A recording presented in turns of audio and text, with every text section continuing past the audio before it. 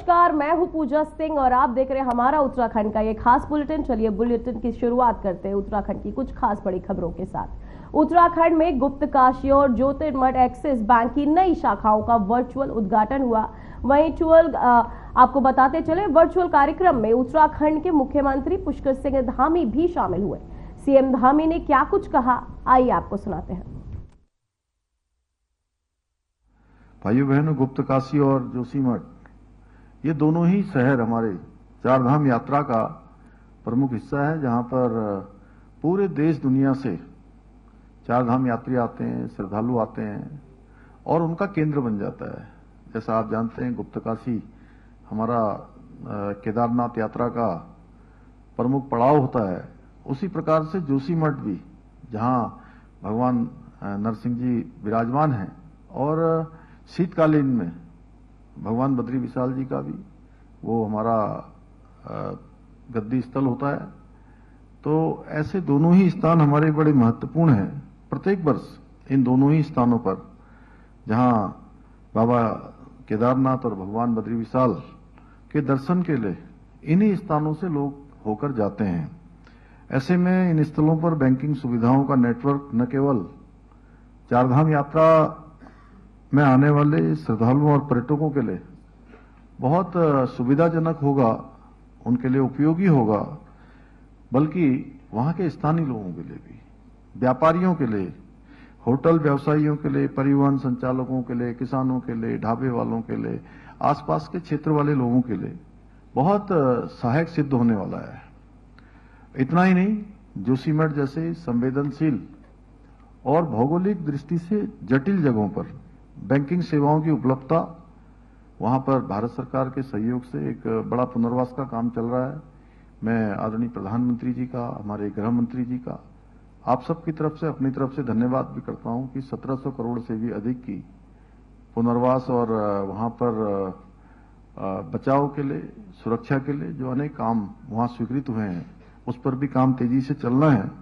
तो इन सेवाओं के आने से उस काम में भी बहुत सुविधा होने वाली है। भाइयों बहनों, आदरणीय प्रधानमंत्री श्री नरेंद्र मोदी जी का आत्मनिर्भर भारत का संकल्प तभी पूर्ण हो सकता है जब समाज में खड़े हुए अंतिम व्यक्ति तक सभी बुनियादी सुविधाएं पहुंच सकें, आसानी से पहुंच सकें। आत्मनिर्भर भारत के साथ साथ विकसित भारत का संकल्प भी हम सबको पहुंचाना है, क्योंकि भारत तभी विकसित भारत होगा जब हर राज्य विकसित होगा, और राज्य तभी विकसित होगा जब राज्य के सभी स्थान विकसित होंगे, चाहे वो जिला मुख्यालय हो, तहसील मुख्यालय हो, हमारे ब्लॉक मुख्यालय हो, हमारी न्याय पंचायतें हों और हमारी ग्राम पंचायतें हों। हम सबके सामने प्रधानमंत्री जी ने एक बड़ा लक्ष्य रखा है, और उस विकसित भारत के अभियान में, विकसित भारत के संकल्प में हम सबको भी सहभागी बनना है। कि मैं बड़ी बधाई देता हूं एक्सिस बैंक को। अनेक शाखाएं आपने दूरस्थ से दूरस्थ क्षेत्रों में खोली हैं और लगातार आप सेवाओं का विस्तार कर रहे हैं। अभी यहां आने से पहले चौधरी साहब के साथ और उनकी टीम के साथ मेरा कुछ देर के लिए बैठना भी हुआ। हमने बात की है कि उत्तराखंड के अनेक स्थानों पर अनेक प्रकार के जो हमारे प्रकल्प चलते हैं, शिक्षा के प्रकल्प हैं, अन्य प्रकल्प हैं, विकास के प्रकल्प हैं, उस सब में वैसे तो एक्सिस बैंक लगातार किसी न किसी रूप में अपना योगदान देता है। तो हमने भी कुछ बातें रखी हैं, और मैं आभारी हूं आपका और आपकी टीम का कि आपने हमको तत्काल कहा है कि हम जो है निश्चित रूप से देवभूमि में योगदान देंगे। और देवभूमि में योगदान देना,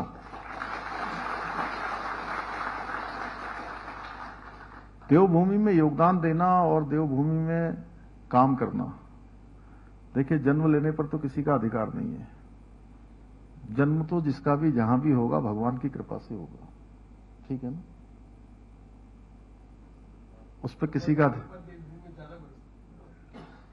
जन्म कहीं भी हुआ हो देश में, और जहां देवभूमि, उत्तराखंड देवभूमि है, वहीं अगर पूरी भारत भूमि को कहेंगे तो पूरी भारत भूमि भी पवित्र भूमि और देवभूमि है। और उसमें से अगर देवभूमि में किसी को काम करने का अवसर मिल जाए,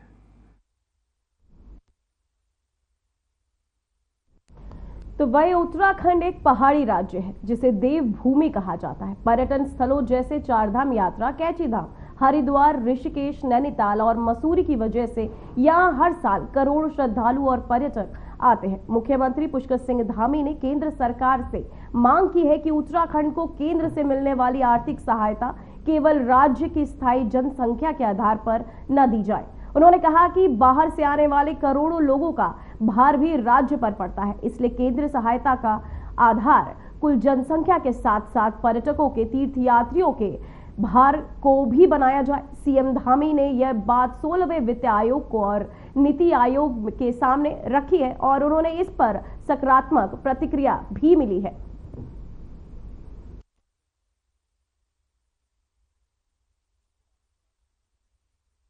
हमने उनको यही कहा था, अभी हमारे 16वां फाइनेंस कमीशन अभी आया था, उस 16वें फाइनेंस कमीशन में हमने अनुरोध किया है उनसे कि हमें जो है आप हमारा मापक केवल इस आधार पर मत करिए कि हम कितने लोग हैं, हमें कितने लोगों के लिए इस प्रकार की अवस्थापना करने पड़ते हैं, उसके आधार पर हमको दीजिए। नीति आयोग में भी ये बात रखी है और भारत सरकार में भी इस बात को बहुत भली भांति लोगों को अच्छे से ध्यान में आ गई है कि ये हमारी चुनौती है।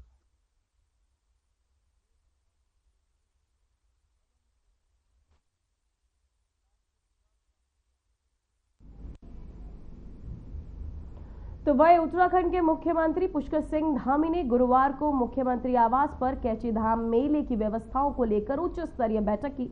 मुख्यमंत्री ने मेले के तत्कालीन, मध्यकालीन और दीर्घकालीन प्रबंधन के निर्देश दिए ताकि श्रद्धालुओं को सुरक्षित, सुव्यवस्थित और बेहतर सुविधाएं मिल सके। तो वही धामी ने ट्रैफिक व्यवस्था दुरुस्त करने के लिए भवाली पेट्रोल पंप के आगे कटिंग कार्य को दुरुस्त कर पूरा करने को कहा है। साथ ही बैठक में जिलाधिकारी नैनीताल से ने जानकारी दी है कि कैची धाम में श्रद्धालुओं की संख्या में हर साल तेजी से इजाफा हो रहा है। इस बार 2.5 से 3 लाख श्रद्धालुओं की आने की संभावना है, जिससे पंजीकरण व्यवस्था और भीड़ नियंत्रण के लिए नए उपायों की तैयारी की जा रही है। साथ ही मुख्यमंत्री ने स्पष्ट किया कि कैची धाम जैसे स्थलों के लिए स्थायी प्रबंधन प्रणाली जरूरी है, जिससे भविष्य में भी भीड़ और पर बेहतर नियंत्रण और सुविधा प्रबंधन हो सके।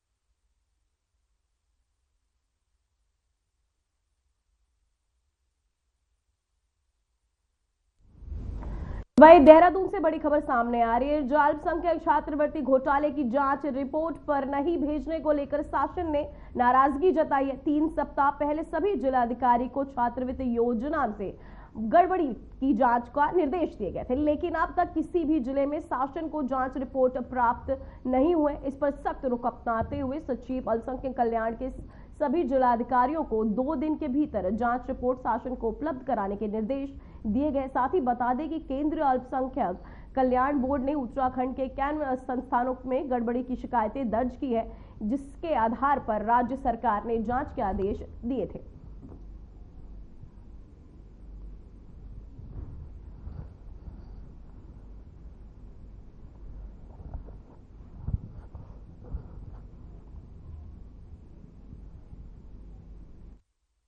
देहरादून में पुलिस लाइन में महिलाओं की समस्याओं पर होगी सीधी सुनवाई। राष्ट्रीय महिला आयोग की अध्यक्ष विजया किशोर ने कहा, आपको बताते चले हटाकटे की अगुवाई में यह आयोजित की गई है। साथ ही आपके द्वार महिला जन सुनवाई कार्यक्रम में 2023 से 2025 तक के लंबित मामलों पर सुनवाई होगी, जहां महिलाओं को मौके पर ही समाधान मिलेगा। साथ ही जिलाधिकारी ने लोगों से अधिक संख्या में पहुंचने की अपील की है।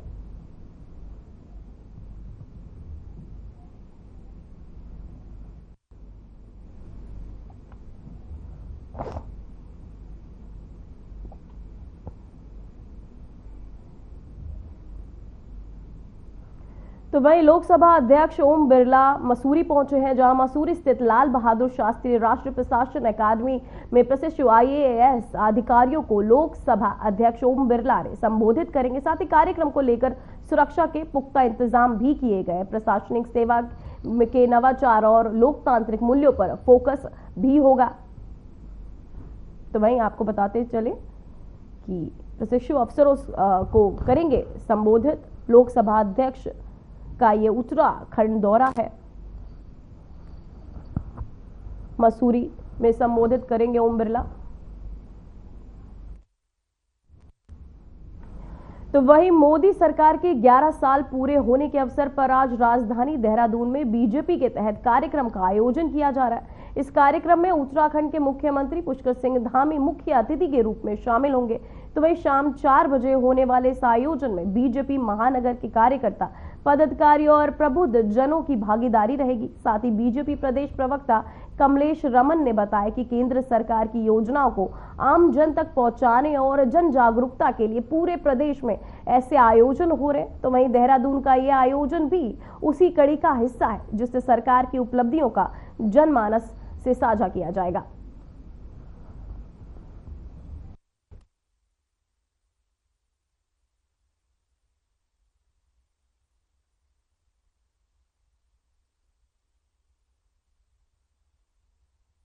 बिल्कुल, देखिए, देश के प्रधानमंत्री जी के 11 साल सेवा सुशासन और गरीब कल्याण की जो हमारी योजनाएं थी, उनको हमने अंतिम छोर तक पहुंचाने की पूरी कोशिश करी है। और देश के प्रधानमंत्री जी ने जिस तरीके से हर वर्ग के लिए काम किया है, हर वर्ग को योजना देने का काम किया है तमाम, उसमें अगर मैं आज बात करूं, आज हमारी जो मीट है यहाँ पर महानगर के अंदर, बल्कि पूरे प्रदेश के अंदर प्रत्येक जिलों में आज हमारी जो प्रबुद्ध जन है उनके साथ बैठक है। और अलग अलग सभी हमारे राज्य मंत्री हो, कैबिनेट मंत्री हो, सभी बैठक ले रहे हैं। और देहरादून के अंदर माननीय मुख्यमंत्री श्री पुष्कर सिंह धामी जी आज बैठक लेंगे। और ये एक ऐसी बैठक है जिसमें देश के प्रधानमंत्री जी ने जो हमारे प्रबुद्ध जनों के लिए क्या क्या किया है, चाहे उसमें हमारा व्यापारी वर्ग हो, शिक्षक हो, प्रोफेसर हो, डॉक्टर हो, तमाम जितने भी वर्ग हमारे प्रबुद्ध यहाँ पर आते हैं देश के अंदर या प्रदेश के अंदर या जिले के अंदर, उन सब के साथ बैठ करके कि हमने क्या खोया, क्या पाया और बेहतर हम क्या कर सकते हैं, उन सब के विचार विमर्श को लेकर के देश के प्रधानमंत्री तक पहुंचाया जाएगा, ताकि हम और बेहतर देश के लिए, समाज के लिए और इस दुनिया के लिए क्या कर सकते हैं। मुझे लगता है कि इसलिए आज पूरे देश के अंदर इस तरह की बैठकें चल रही हैं।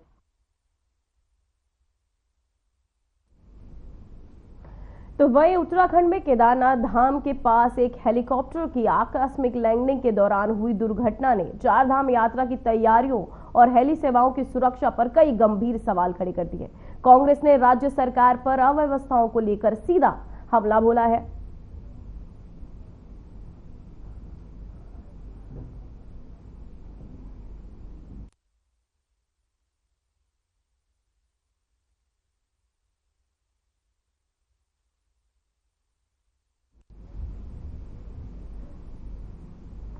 तो वही देहरादून में अपात्र लोगों के नाम पर बने राशन और आयुष्मान कार्ड को लेकर जिला प्रशासन सख्त हो गया है। जिलाधिकारी ने सभी कार्ड धारकों को क्षेत्रवार सत्यापन कराने के निर्देश दिए हैं। इसके तहत खाद्य और पूर्ति विभाग की टीम गठित कर घर घर जाकर जांच करने को कहा गया है। वही मुख्य चिकित्सा अधिकारी से 15 दिनों में आयुष्मान कार्ड धारकों की रिपोर्ट मांगी गई है।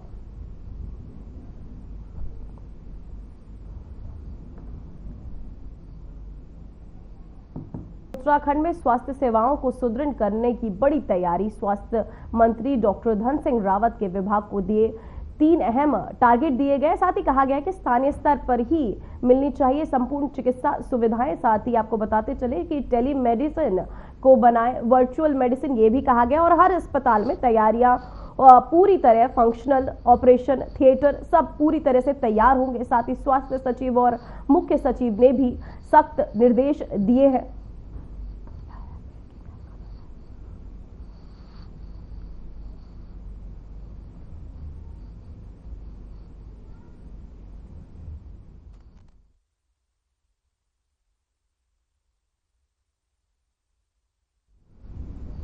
तो वही उत्तराखंड स्वास्थ्य विभाग में आज बड़ा प्रशासनिक फेरबदल किया गया है। निर्देशक स्तर से लेकर कई जिलों के वरिष्ठ चिकित्सा अधिकारियों और आपको बताते चले चिकित्सा अधिकारियों का तबादला कर दिया गया है। साथ ही स्वास्थ्य सचिव डॉक्टर आर राजेश कुमार ने इस बदलाव को स्वास्थ्य सेवाओं की गुणवत्ता सुधारने की दिशा में अहम कदम बताया। साथ ही उन्होंने कहा कि नई तैनाती से प्रदेश के सभी क्षेत्रों में चिकित्सा सुविधाएं अधिक प्रभावी, पारदर्शी और जनहितकारी बनेगी। साथ ही विभाग का लक्ष्य है कि हर नागरिक को बेहतर स्वास्थ्य सेवाएं मिले और अस्पतालों की कार्यप्रणाली में सुधार आए।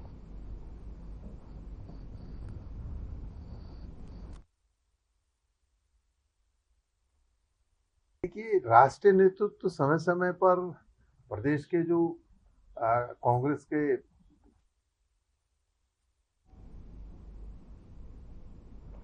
तो वहीं नैनीताल के रामगढ़ क्षेत्र में एक दर्दनाक हादसा हो गया, जहां लखनऊ के आलमबाग से घूमते हुए एक आए यात्रियों का वाहन अनियंत्रित होकर गहरी खाई में जा गिरा। इस भीषण हादसे में एक युवक की मौके पर ही मौत हो गई, जबकि 4 अन्य यात्री गंभीर रूप से घायल हो गए। सभी यात्री लखनऊ के आलमबाग क्षेत्र के रहने वाले बताए जा रहे। घटना की जानकारी मिलते ही एसडीआरएफ टीम ने मौके पर पहुंचकर रेस्क्यू ऑपरेशन चलाया और शव को खाई से बरामद किया। घायलों को प्राथमिक उपचार के बाद स्थानीय अस्पताल में भर्ती कराया गया, जहां उनका इलाज जारी है। बताया जा रहा है कि वाहन रामगढ़ क्षेत्र के संकरी और ढलान भरी सड़क से अचानक अनियंत्रित होकर खो बैठा, साथ ही जिसकी वजह से यह हादसा हुआ।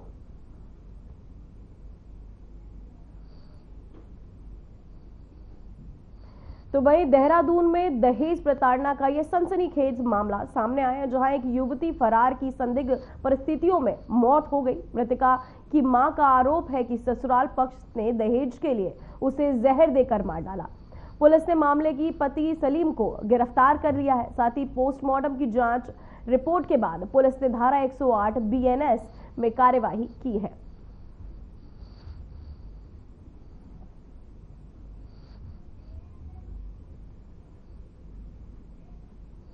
तो वही देहरादून पुलिस ने एक बार फिर नशा तस्करों पर कड़ा प्रहार किया है। डोईवाला क्षेत्र में चलाए गए विशेष चेकिंग अभियान के दौरान पुलिस ने महिला गैंगस्टर और हिस्ट्री शीटर सोनी को 48 ग्राम स्मैक और करीब 55,700 रुपए की नकदी के साथ गिरफ्तार किया। गिरफ्तार महिला लंबे समय से मादक पदार्थों की तस्करी में लिप्त थी और उसके खिलाफ गैंगस्टर एक्ट समेत कई मामले पहले से ही दर्ज है।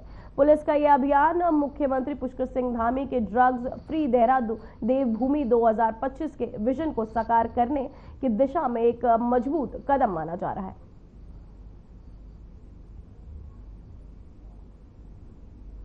तो वहीं देहरादून पुलिस ने अवैध रूप से रह रहे बांग्लादेशी नागरिकों पर शिकंजा कसा है। पुलिस ने शहर में चुपके से रह रहे 5 बांग्लादेशी नागरिकों को गिरफ्तार किया और सभी को आवश्यक कानूनी कार्यवाही के बाद देश से निकाले जाने की प्रक्रिया शुरू की गई है। फिलहाल बुलेटिन में बस इतना ही। देश और दुनिया की तमाम खबरें देखने के लिए बने रहिए हमारे साथ। नमस्कार।